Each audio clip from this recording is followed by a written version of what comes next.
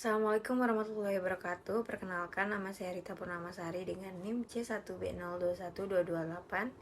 Di sini saya akan menjelaskan tentang UTS Manajemen Rantai Pasok dari nomor 1 sampai dengan nomor 4. Baiklah, yang pertama yaitu planning. Secara sederhana, planning merupakan hasil dari forecasting. Maksudnya segala jenis perencanaan dilakukan setelah sebuah perusahaan atau organisasi melakukan estimasi atau peramalan. Hasil dari forecasting inilah yang nantinya dibuat sebagai pedoman dalam merencanakan anggaran atau strategi bisnis di masa depan. Singkatnya, perencanaan atau planning adalah hal-hal apa saja yang ingin dicapai dalam periode tertentu. Sedangkan forecasting adalah analisis untuk memperkirakan apa yang benar-benar terjadi dalam periode tertentu, dalam hal ini di masa mendatang. Baiklah, selanjutnya pengertian forecasting. Forecasting atau peramalan merupakan metode untuk memperkirakan informasi yang bersifat prediktif dalam menentukan arah di masa depan, dengan menggunakan data historis sebagai acuan. Selanjutnya, fungsi dan tujuan forecasting.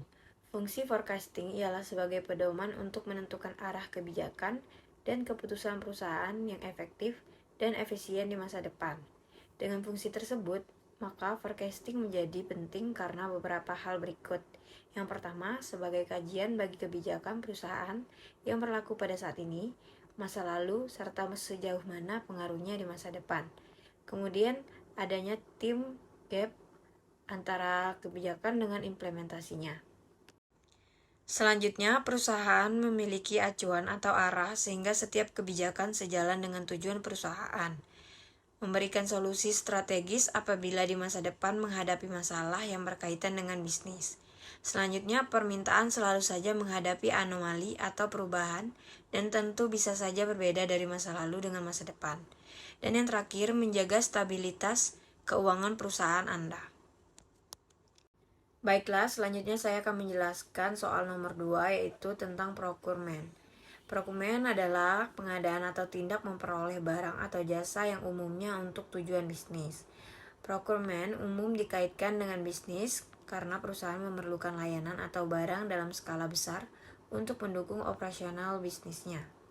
Procurement juga mengacu pada tindakan akhir pembelian dan seluruh proses pengadaan mulai dari tahap perencanaan hingga pengambilan keputusan.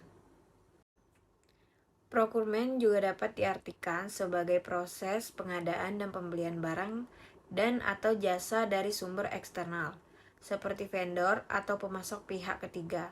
Proses procurement dilakukan oleh manajer bidang pengadaan yang akan menganalisis perlunya pengadaan barang dan jasa akibat kurangnya sumber daya dan kemampuan internal perusahaan. Baiklah, untuk selanjutnya nomor 3, apa itu manufacturing dalam konteks manajemen rantai pasok? Manufacturing merupakan komponen dalam manajemen rantai pasokan yang meliputi kegiatan penerimaan bahan baku, pembuatan produk, pengujian kualitas, pemilihan ekspedisi untuk keperluan, dan penetapan jadwal pengiriman. Dalam prosesnya, ada banyak orang yang terlibat dalam manufaktur, mulai dari perencanaan produksi, manajer perusahaan, perencanaan produksi, manajer pabrik, operator lini, operator mesin, hingga analisis QA. Baiklah, untuk jawaban yang terakhir yaitu apa itu transportasi dalam konteks manajemen rantai pasok?